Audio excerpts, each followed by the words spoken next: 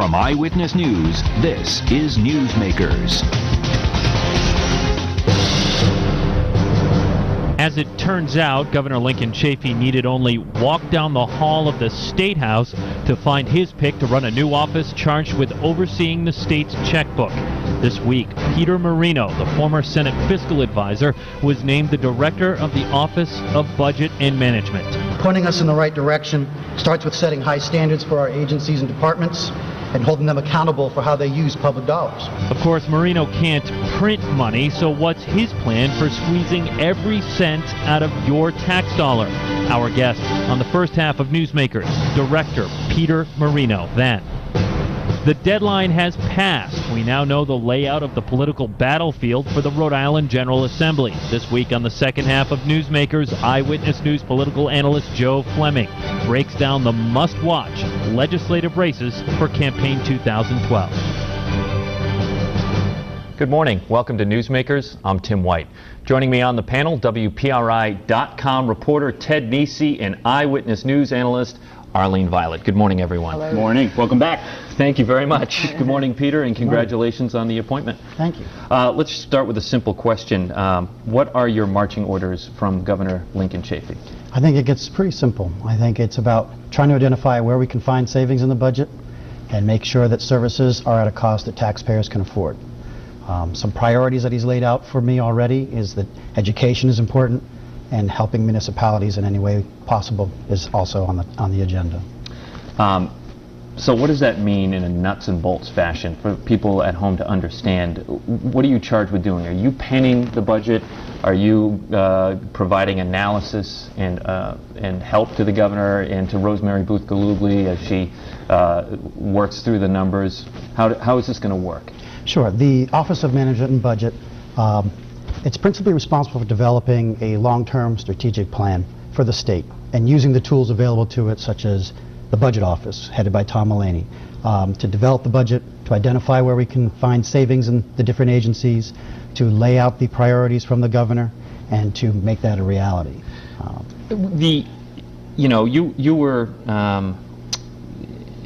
You don't go into this blind. You've had years of experience on Smith Hill, so I expect you can have an opinion on this, and we'll get into RIPTA in a minute. So other than RIPTA, which the governor has asked you to focus on, what departments do you think need the most scrutiny? Well, I think it's always healthy to look inward and make sure that you're doing the different services and programs at the most cost-efficient way. I think areas such as the environmental agencies is an opportunity to look at organizational structure to see if there's anywhere that you might be able to find savings there. You mentioned the transportation, which I guess we're going to get into in a second, but RIPTA certainly has its challenges. And other departments of transportation also provide a wide range of services. There's no reason we can't take a look at that to see if there's ways to take advantage of the things that we do well and shore up the things that we need to improve on. Let me ask you, Peter, the budget part of your job is pretty clear to me. I'm wondering more about the management part. Was nobody managing the government up till now? I think of Rose being there, Tom Mullaney being there. What's new in terms of what are you going to be bringing into the management side of things? I think one of the aspects of the budget, because it's such a frenzied process, because everybody's working on the budget 24/7 throughout the year, and you're always in some stage of a budget, it gives an opportunity to take a step back, look at the things that we're doing, identify the things that we're doing well and perhaps build on those, but also look at the things that we don't do particularly well and try to see if we can make them work better, or maybe they're low priorities and we redirect those resources to the things that truly matter. Some of the management aspects, the transportation study is a good example.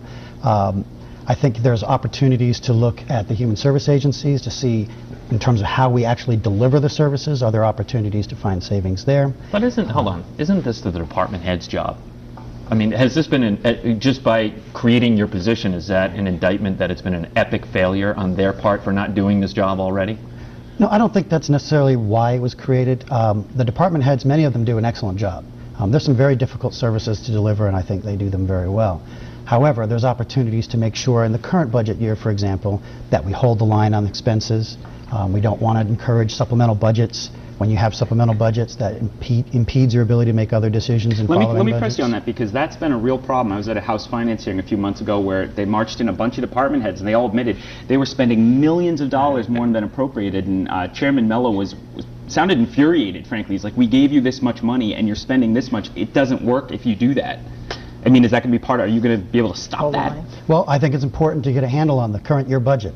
Last year, the supplemental budget was in the range of a little over $30 million. And while some of that you certainly have little control over when caseloads change and things of that matter, there's other aspects related to operations in terms of the decisions you make internally. And the governor, in our discussions about the OMB, made it very clear we need to hold agencies accountable to hold the line on the appropriations. So is it going to be your feet held to the fire before the House Finance Chairman if they do a gross supplemental budget? Are you going to be the guy? I would expect so. The governor expects me to be point on budget and to work those issues and develop those relationships with the General Assembly. And we want to make sure that we deliver a budget that makes a lot of sense for taxpayers. An aspect of your job is to provide strategic leadership, so let's test that out right now. Was your appointment 2 days before the deadline closed a dumb move? I don't necessarily think it was a dumb move. From what I learned from Director Leach, he saw the opportunity to hire someone like me, and I believe he felt it was time to pull the trigger on that. But your own opinion, do you, you're looking into processes, protocols for the state. Do you think that it was a wise move to not let 2 more days elapse before making that decision? I think that's a tough call. I'm sure in your business, when you see an opportunity, you try to take it as quickly as possible if you see someone that's going to serve as an asset to your organization. And I believe Richard felt that that was the case. I'm confident that I'm the right person for the job. I think that hopefully will work out well for the state. Your salary is $155,000 a year. You're going to have a staff of how many?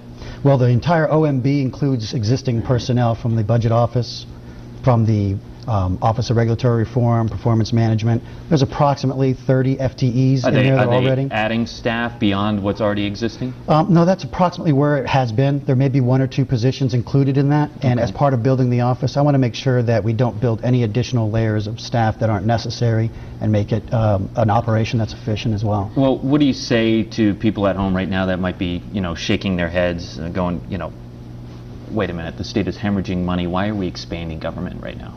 Okay. Well, I mean, that's certainly a good question. Taxpayers should always demand the best from their government. And I think the vision of the OMB is to apply that pressure throughout state agencies and departments to say, look, how can we make sure that we are maximizing the tax dollar? And to having another set of eyes on that to make sure that becomes a reality, I think, is an important step. How will we know that you've been successful? For example, for free, for 8 years, Governor Kachiri did his fiscal fitness program that allegedly saved millions of dollars. Now, of course, $155,000 salary to you, maybe 1 or 2 more people appointed. How should we in the media judge whether you're a success or not? We will see what as a difference? I think that if you want to measure the OMB down the road, it's a matter of whether it's laid out a clear strategic plan as to what direction the governor's agenda is taking, that the budget has aligned itself to that agenda, and that it's clear, and that we've identified opportunities to redirect resources to the priorities that that plan lays out. You propose, but of course the Assembly disposes. Is part of your job to go to advocate for that vision that's laid out? Absolutely. The governor has asked me to help not only build this budget with his department heads, but also to bring it to the General Assembly, to work it, to make sure that his agenda, the things that are important in that budget, become a reality. Let me show you a chart wanted to put up. It's one your current Senate office actually made. It's going to show the projected deficits in the state budget over the next 5 years. Here it is. The blue lines are what the governor proposed. You see rising budgets all the way out to 2017. Red is what the Assembly passed, even larger budgets all the way out to 2017. What is the goal on the budget? Is it to get those down to 0? Is it to bring them way down? Is it Rhode Island will always have huge structural budget deficits going out, and that's just life in Rhode Island? How do you view that? Well, it certainly has been something that's been perpetual for some time, and the governor has made it very clear to me that he wants to begin closing that gap. It's something that has occurred over a long period of time, both our revenue structure as well as our expenditure patterns, and it's going to take some time to narrow that gap to 0, and that's eventually the goal. There are steps that can be taken to make sure that we Such as? Well, we talked about being more efficient in government. There's operations costs within departments that should be shared. There's opportunities. Can you get more specific on that? I feel like everyone comes on the show and says, hey, we need to be more efficient. It sounds like waste, fraud, and abuse. Right. I'll give you an example. The state has a wide range of agencies that participate in doing regulation across the board. Okay, there's multiple agencies that are involved, and they're involved in different layers of how regulation is developed, provided, and supervised or overseen. And there's an opportunity, particularly using the Office of Regulatory Reform, and that's primarily driven by business, But there's an opportunity to begin aligning those a little bit better, to make it easier for businesses as well as individuals to have access and provide information so they can quickly get responses from state government, so that they can act quickly if they're opening a business. Time is one of the most important things to businesses, and the regulatory reform That can be a makes barrier. sense to me. Is if you want to start a business, and how does that impact the deficit? Well, if you're able to find easier ways to provide those regulations, more efficient, if there's a single port of entry in order for businesses to provide all the information, or if they have to cut a check. Right now they have to cut a check to 3, 4, 5, maybe even 6 different agencies. There may be ways to do that more efficiently with less staff and have it that money flow to where it needs to go without having to go through all of those processes. When I asked you what agencies need the most scrutiny, your first answer was DEM. Why? It wasn't necessarily my first answer. You asked for an example of agencies that provide a wide range of services. And the environmental agencies as a whole... No, my question was which departments need the most scrutiny, and you... Right, and I think there's opportunities throughout state government. Environmental agencies provide a wide range of services and rely heavily on staffing because they are out and about. It's a big money agency. Yeah, and it's primarily driven by general revenue as well as federal dollars. And, you know, it's headed by a great director. Director Coit is fantastic, and I think she's looking for the same opportunities to find efficiencies so that she can drive them to other things that make higher priorities and achieve The second one you talked about was transportation. Yes. You're going to, the first thing they announced even before you were announced is a big review of transportation, including RIPTA. I got deja vu when I read that because Governor Carcieri did that blue ribbon panel. It was a big thing. What's left to learn? Why are we doing another study? No, Ted, that's a great question because RIPTA it's a difficult animal to tackle. There's a lot of issues. You know, the public transit is an area where you definitely have high cost issues. You have to provide buses, you have to make those routes accessible to folks, and revenues don't always support the kind of cost structure that they're designed around. This is an opportunity to see, okay, what are the near-term things that we can do to help RIPTA to make sure that we provide those services? But let's take an opportunity to look at it broader. Not just RIPTA, but Department of Transportation and other transportation agencies, and say, how can we take advantage of some of the things that we do well in other agencies, perhaps even the personnel structures and how we do this, and say, how do we meld this together to make it work better? You were fiscal advisor to the Senate for 3 years. You certainly must have an opinion on the same issue, though, that they addressed, as to what department heads are really good, as opposed to those department heads that are really let the budget just run out of control by asking for supplements. Do you have an opinion that some directors should go because they really aren't capable, or haven't shown for the 3 years you've been in the Senate that they know how to curb the budget? No, I don't have an opinion on the kind of personnel that are running those agencies. That's not for me to decide. I believe that's the governor's decision to make sure he has a team he believes. All right, how about a department that's not run well? But I do believe the governor's made it very clear to me that holding them accountable is very important. But do you have an opinion as to which ones aren't run well? I think when I get into the position, I think I'll have a better feel internally as to what they're doing. But there's certainly some agencies that there's ways to use personnel better, and I'm looking forward to working with those departments. But you were Senate advisor for 3 years. You must have some opinion because you used to see all those budgets and had to advise on them, and you would see people with cost overruns all the time. Don't you at least have some feel right now from those 3 years as to which ones are problematic? Well, I don't think it's necessarily problematic as much as can I help them develop a plan so that they don't have to have a supplemental this coming fiscal year? And that's one of the first charges that I think is important to make sure that I tackle while I'm there. How do you feel about the title Budget Bulldog? Is that going to stick for you? I think it's too gentle. All right, Peter Marino, Director of the Office of Management and Budget, thank you very much for joining us on the program. When we come back, the political battlefield for the General Assembly is laid out. We're going to have Eyewitness News political analyst Joe Fleming. Stay with us. You're watching Newsmakers. See that? I put your...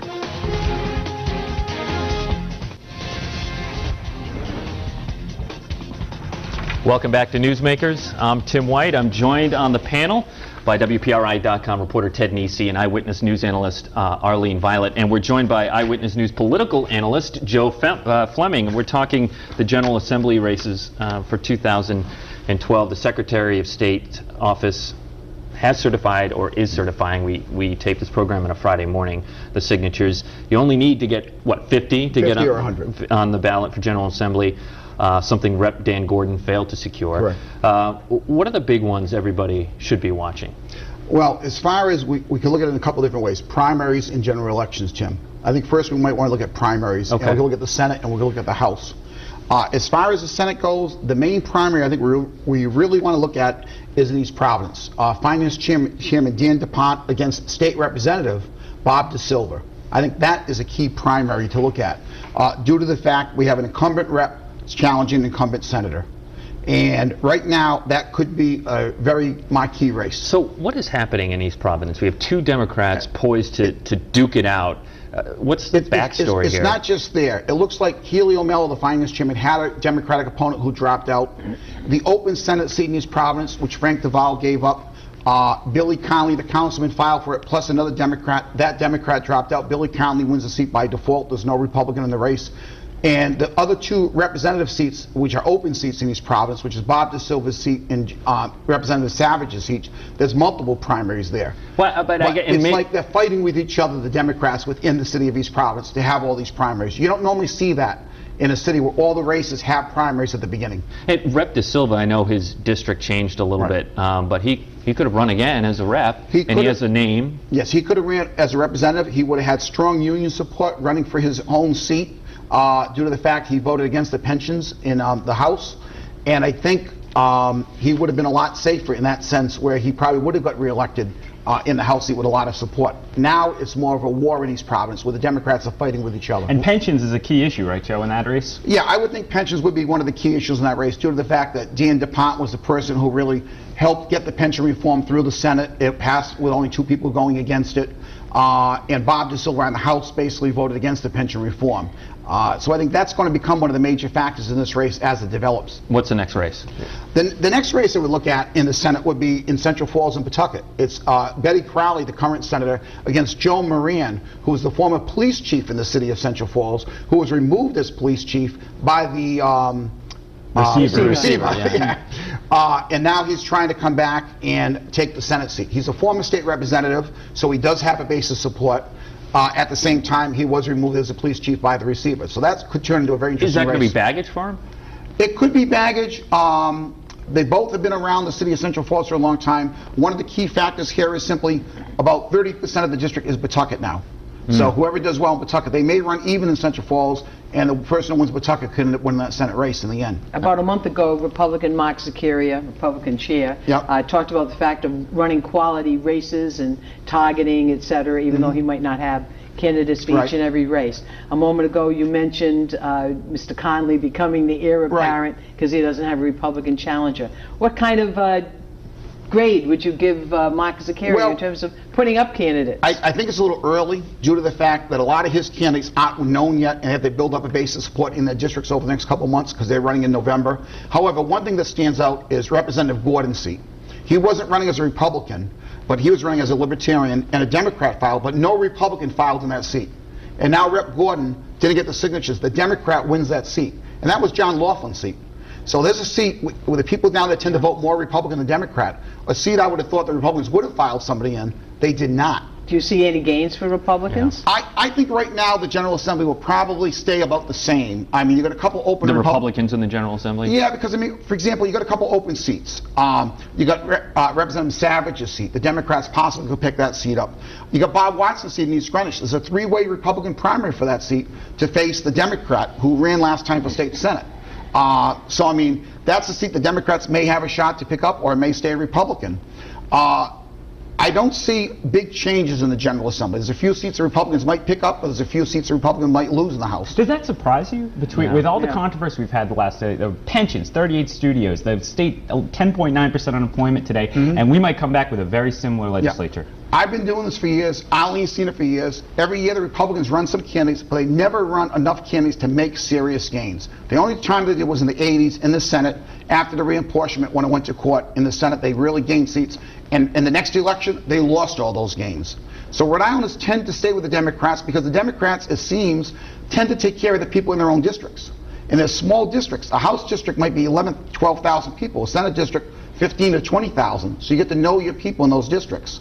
And I think what happens is the Democrats do a really good job of that. The Republicans have to get better at the grassroots politics, getting down there, knocking on the doors, getting the signs up, and really talking to the voters about the issues that they're concerned about. Joe, before we get to your next race on your list, what about leadership here? Are we seeing any challenges against the House Speaker, against the Senate President?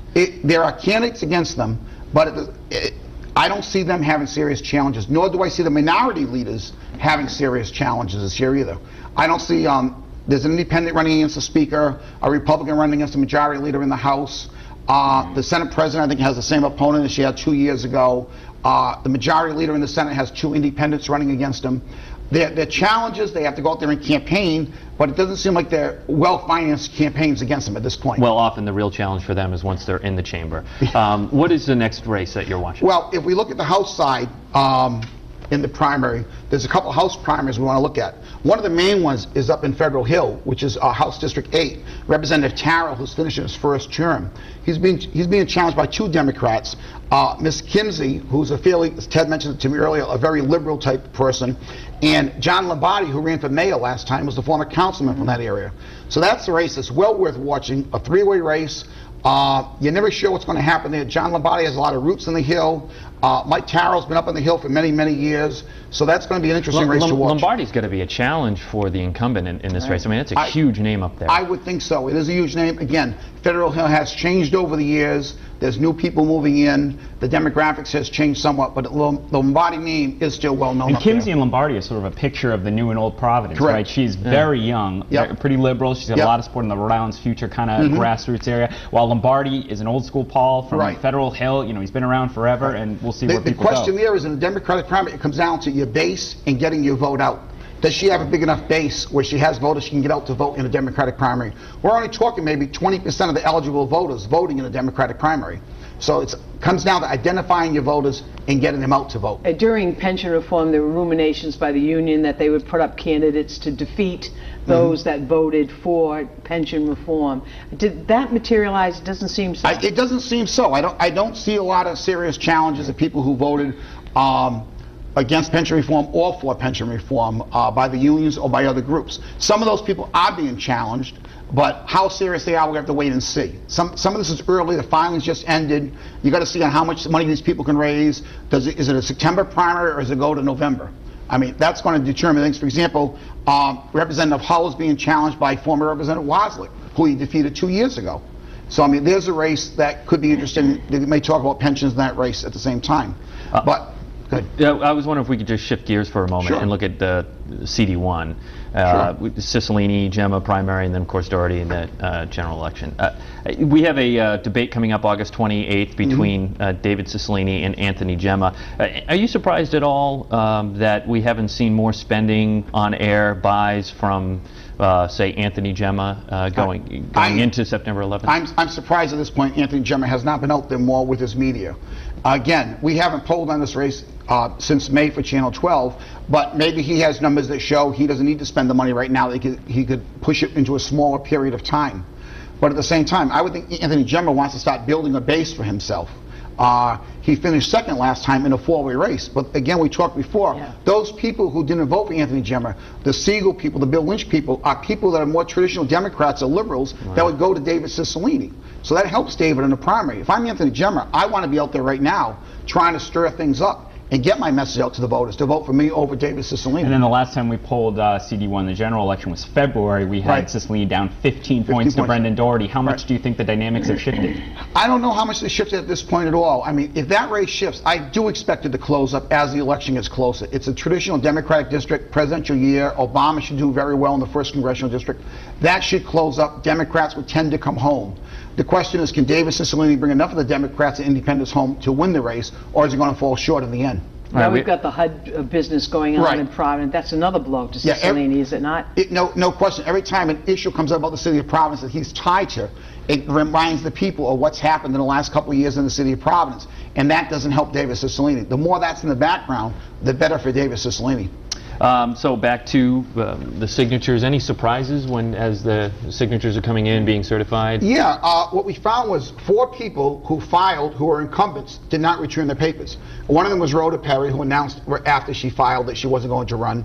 Another one was Robert Flaherty from Warwick, who's been in the House for 20-some years, who decided not to run. One that's a very surprise is Richard Morrison from Bristol, who had a very, very tough race last time, who defeated Doug Koblinski. And Morrison was the big union candidate, and the unions went out to defeat Goblinski big time, and now he's not running. What is the union fingerprint going to be on the election this year, you think? I don't think it's going to be that big this time. It doesn't look to me, on the surface at least, that I can see, that they went out and recruited a lot of candidates to run for these seats this year. Last time they had 5 or 6 races you knew were union races. I don't see it at this point. Joe, 30 seconds, but just for the junkies out there, real quick, some other races to watch. Just give us the names. In the Senate, Fogarty and Forge in the general election. Hannah Gallo, state senator from Cranston, Aaron Garabedian's running against her, plus another Republican. In the Democratic primary, Petrarca and Constantino. That's another one you may want to watch.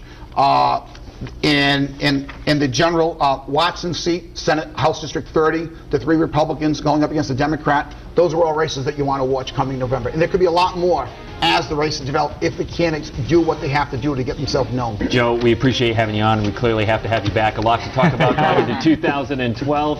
For Ted Nesi, Arlene Violet, I'm Tim White. If you missed the show, it's on WPRI.com. We'll see you next week on Newsmakers.